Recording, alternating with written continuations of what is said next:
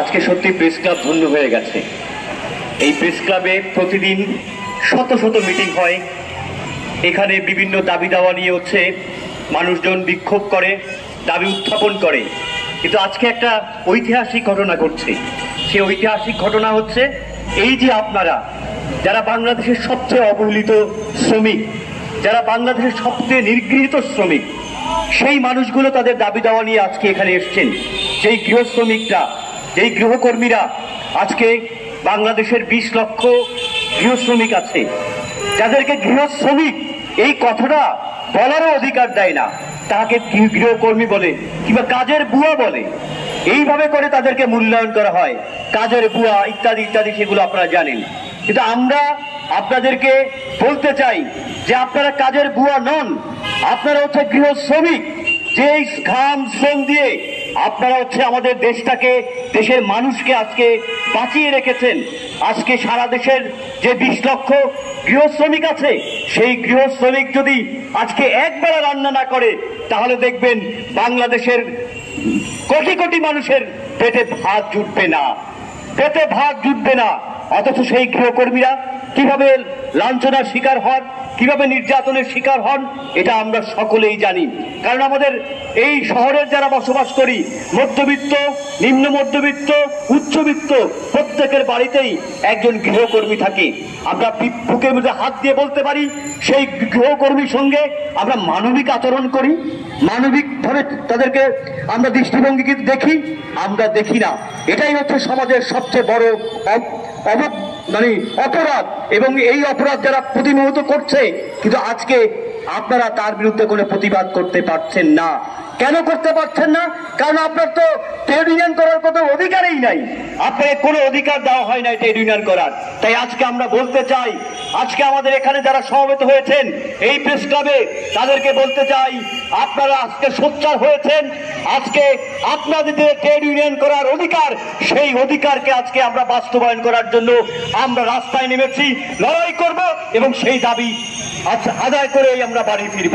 সংগ্রামী বন্ধুগণ, আপনারা যারা এখানে, আমরা এখানে গৃহকর্মীর মধ্যে সবাই বেশিরভাগ নারী, এবং নারীরা তার যে মাতৃত্ব, সেই সে যখন গর্ভবতী হয় কিংবা সে যখন হচ্ছে বাচ্চা নেন, তারপরে কি তাকে ছুটি দেওয়া হয়?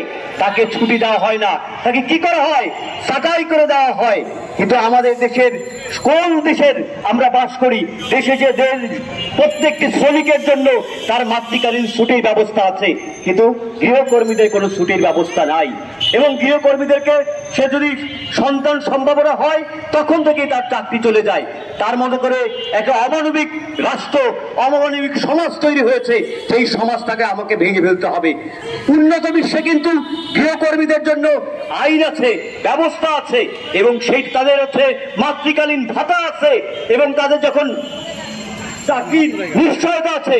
কিন্তু আমার চাকরির নিশ্চয়তা নাই, আমার গৃহকর্মীদের মাতৃকালীন ভাতা নাই। এবং তার শিশু সন্তানটিকে যেমন হচ্ছে তার যে বাসায় কাজ করে সেই বাসায় নিয়ে আসতে হয়, কিন্তু সেই বাসার পরিবেশ এমন ভাবে তৈরি করে রাখা হয় যে এই শিশু সন্তান যাতে এই বাসায় আসতে পারে না। একজন মা প্রায় 10 থেকে 12 ঘন্টা কাজ করে তার শিশু সন্তানটিকে তার বাসায় রেখে এসে, সেইটা কতটা অমানবিক সেইটাও দেখবেন। তাই আমরা বলেছি, আমাদের দাবিতে অবিলম্বে গৃহকর্মীদের জন্য হচ্ছে ডে কেয়ার সেন্টার খুলতে হবে। সংগ্রামী বন্ধুগণ, আমার বক্তব্য দীর্ঘায়িত আর করতে চাই না। আপনারা এখানে অনেক কষ্ট করে ঢাকা শহরের বিভিন্ন জায়গায় থেকে আসছেন। আমি জানি না আপনারা ঘরে ফিরে কে আবার চাকরি হারাবেন, সেই নিশ্চয়তা কিন্তু আমরা দিতে পারি না। কারণ আজকে এই যে ছুটি নিয়ে আপনি আসছেন, এই ছুটি নিয়ে আসার পরেও আপনার যে চাকরি থাকবে সেটার কোনো নিশ্চয়তা নাই। তাহলে কোন অমানবিক সমাজে আমরা বাস করছি? কোন অমানবিক ভাবে আমার গৃহকর্মীরা, আচ্ছা আমার গৃহ শ্রমিকরা কাজ করে এবং তার সে হচ্ছে চাকরি করে? সংগ্রামী বন্ধুগণ, আপনার চাকরির কোনো নিশ্চয়তা নাই, কারণ আপনাকে নিয়োগ দেওয়া হয় না, আপনার কোনো নিয়োগপত্র নাই, আপনার কোনো আইডেন্টি কার্ড নাই। তাহলে আপনার চাকরি নিয়ে নিশ্চয়তা থাকবে কেমন করে? আপনার উপর যদি কোনো অন্যায় হয়, আপনি প্রীতি ওরাংয়ের নাম শুনেন নাই? মোহাম্মদপুরে আপা বক্তৃতা করে গেছেন।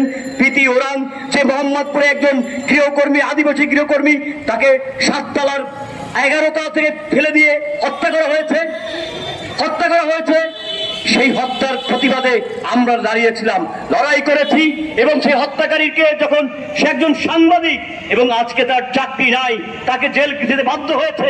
সংগ্রামী বন্ধুগণ, তাই বলতে চাই, আশার আলো এইটাই যে আপনারা যদি সংগঠিত হন, আপনারা যদি একত্রিত হন, তাহলে আপনাদের কারো উপরে, কোনো বোনের উপরে যদি নির্যাতন হয়, সবাই মিলে যখন প্রতিবাদ করবেন তখন আপনি ন্যায় বিচার পাবেন।